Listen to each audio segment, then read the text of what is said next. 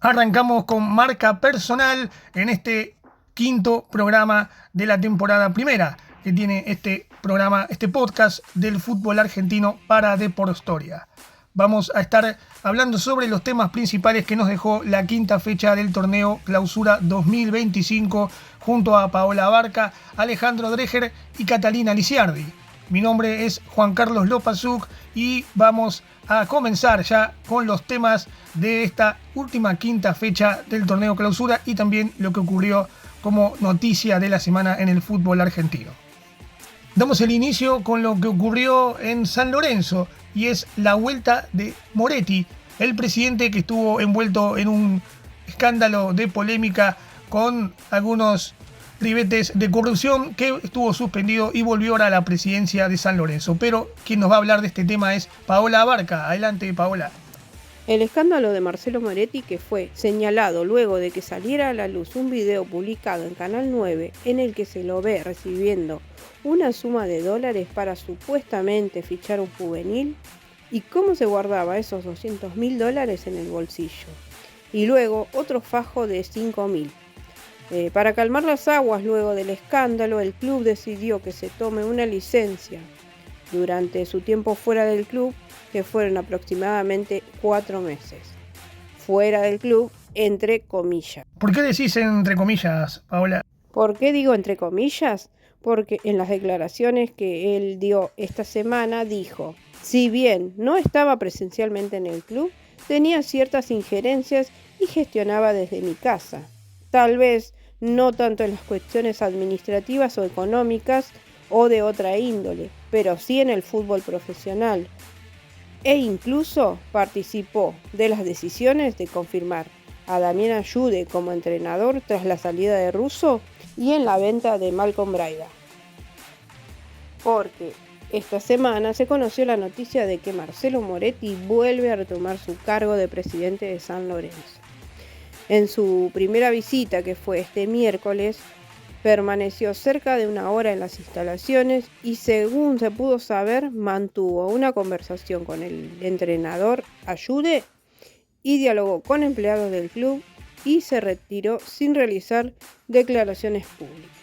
Y todo esto en un clima caldeado en San Lorenzo, donde la última semana tuvo que pagar $5 millones de manera urgente, porque si no le iban a embargar nuevamente e inhibir al club.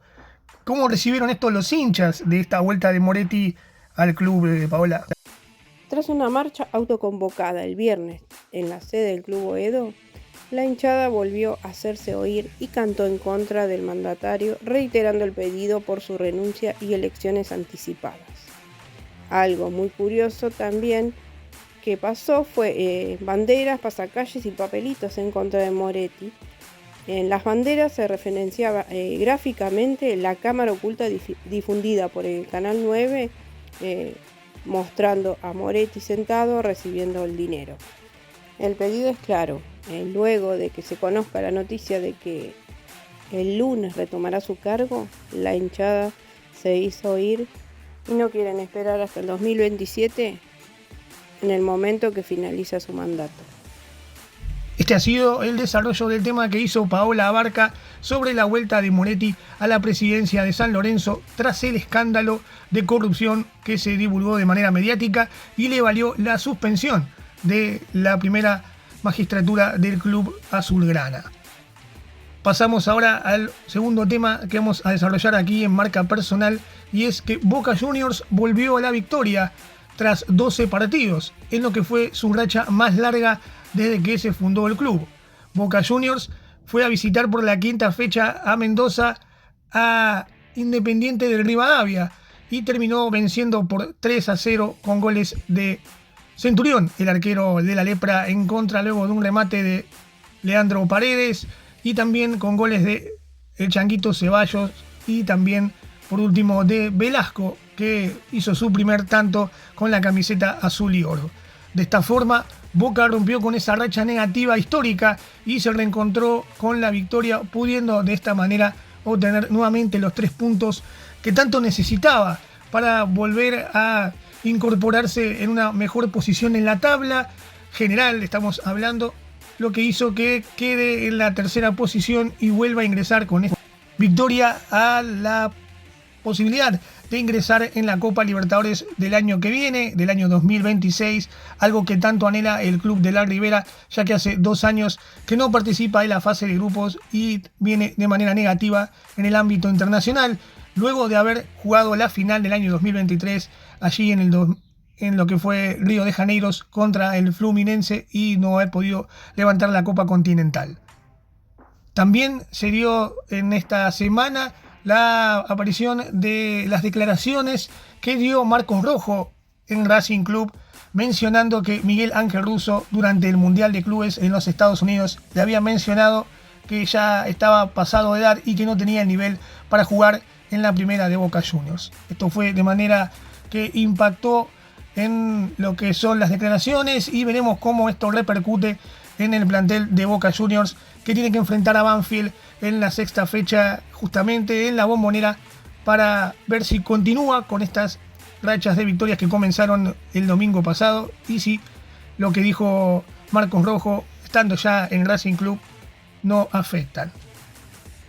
Mencionando justamente al club de la Academia, vamos a seguir con este segundo tema que dimos por finalizado ahora, pero vamos a pasar ahora al próximo tema que nos lleva a Avellaneda, y es lo que ocurrió con Gustavo Costas, que fue expulsado en su último partido allí en el Cilindro, y ese tema nos lo va a desarrollar Alejandro Dreher.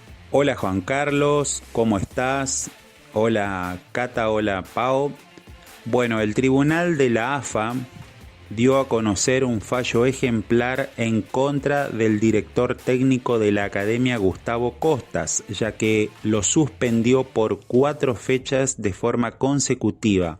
Es decir, el técnico que dirigió frente a Tigre y lamentablemente perdió por 2-1, no podrá estar ante el próximo encuentro frente a Argentinos Junior en la fecha número 6 del torneo Clausura. ¿Para cuándo estaría entonces en la vuelta de Gustavo Costas al banco de suplentes de la Academia? Su regreso sería luego de estas 4 fechas ante el Clásico contra Independiente. ¿Existe la posibilidad de que Racing pague una multa y evite esta sanción larga de 4 fechas de Gustavo Costas en el banco de suplentes? Costas, vigente campeón de la Copa Sudamericana y la Recopa, no podrá abonar una multa para que pueda ingresar al campo de juego, pese a que los de Avellaneda harían gestiones al respecto. Recordémosle a la audiencia, Alejandro, ¿por qué está sancionado Gustavo Costas y cuáles fueron los hechos que hicieron que el Tribunal de Disciplina del Fútbol Argentino, del AFA, determinara esta sanción? Durante la última fecha, el último partido que se dio en cancha de Racing contra Tigre. Racing se adelantaba en el primer tiempo con 1-0. Pero los problemas empezaron en el segundo tiempo para los académicos, cuando el árbitro Darío Herrera expulsó a Franco Pardo por doble amarilla. Y en el tiempo regular y ya finalizando el partido, el árbitro cobra un penal a favor de los de Victoria, donde se da el empate en 1. Tras ser pateado el penal por el jugador de Tigre, Brian Martínez. Esto se dio a los 90 minutos.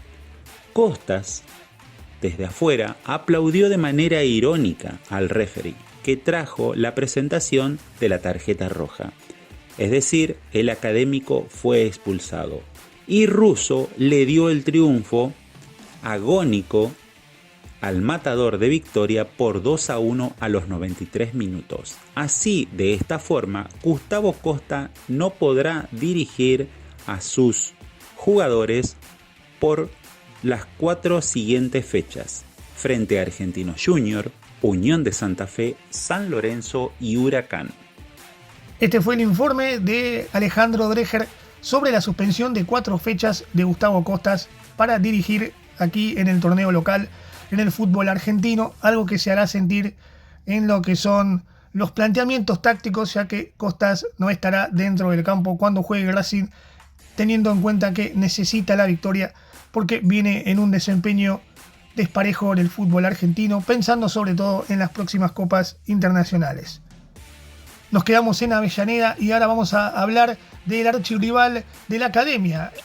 Es Independiente el protagonista de esta última noticia, de este último informe, de este podcast del fútbol argentino, y se debe a lo que ocurrió en los octavos de final de la Copa Sudamericana, cuando el rojo debía recibir a la Universidad de Chile por la vuelta de esta instancia de octavos de la Copa Sudamericana. Pero quien no va a hablar de este tema va a ser Catalina Lisiardi, para mencionarnos todo lo que ocurrió en este partido de octavos de Independiente versus Universidad de Chile. El día miércoles sucedieron los hechos más violentos de los últimos años del fútbol argentino y más trágicos de alguna manera entre Independiente y la U de Chile por los octavos de final de la Sudamericana. El hecho ocurrió que la U de Chile empezó a arrojarle cosas a los hinchas de Independiente.